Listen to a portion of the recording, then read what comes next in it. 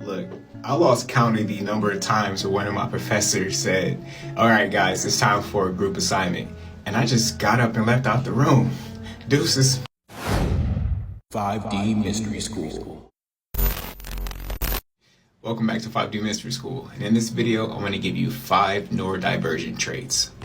So these traits are based on things that I do in my life, so it may or may not apply to other people. So the first trait is I like to count things, like whether it be holes in the ceiling or lines on the wall. I just like to count things.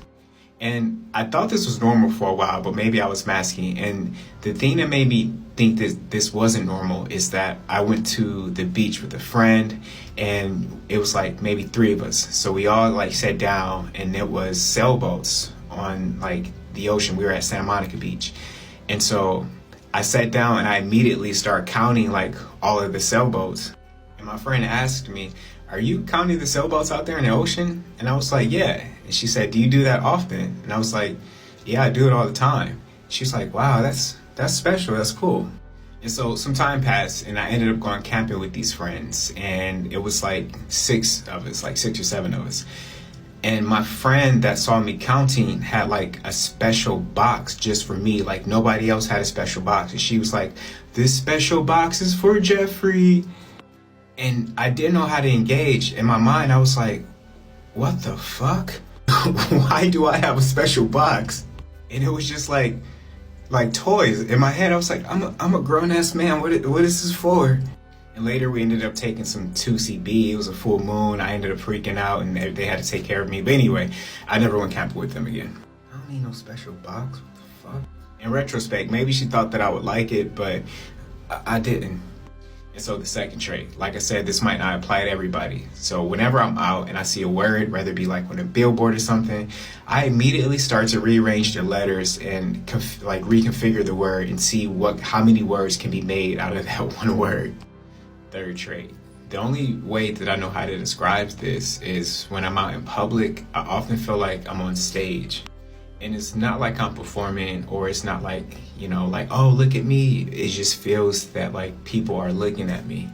It could also be that I easily pick up on people's emotions, like I'm highly sensitive, so maybe that could play into it as well. But that feeling like you're on stage is just like, it's there, it's present. That's the best way I know how to describe it. The fourth trait, this doesn't really need like a huge explanation, but I just don't have like a lot of friends or a lot of associates. Like calling people all the time, texting people all the time, actually maintaining that friendship, sometimes I find to be a challenge. Because it's just the feeling of like I'm imposing in their lives, even though they might not feel that way. And trait number 5, there's a lot that goes to this, but when I'm out in public, I never leave the house without my earphones. Like my headphones just stay in. It's kind of like a way of, letting people know like, hey, like I'm nice, but please don't approach me. And it's just a way for me to self-soothe when I'm out, because the music that I listen to is like usually very calming. And since I do my best to not isolate myself all the time, I try to go to like a near coffee shop near my home. And when I'm out, usually people like to have like these small talk conversations, and I despise small talk. Like I just can't do it.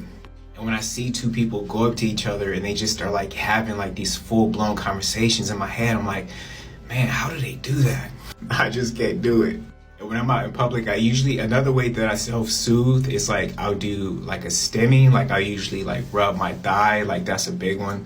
I hope it doesn't look weird to other people. To sum that up, often social interactions can just be like way too much for me, especially social interactions that I'm not ready for. Here's a bonus just for another example. Like I was in student government when I attended Santa Monica College, and we had this student government conference out at Pepperdine College. And it was like 30 of us. We had to take this Myers-Briggs test as part of being in student government. And so we sat in this large room so everybody can get their results.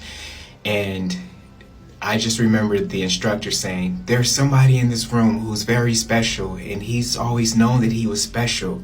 And immediately in my head, I was like, please don't come to me. Please don't come to me. And then she started to walk over to me, and she was like, Jeffrey, can you stand up?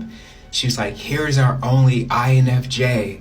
Now, the side note to that, if it's a social interaction that I'm prepared for, like, because I'm a performer, I do music and acting, so I can prepare myself for those situations. But if it's a large social interaction that I'm not prepared for, like that one where you tell me to stand up and that I'm special and stuff like this, then I just like start to get these hot flashes.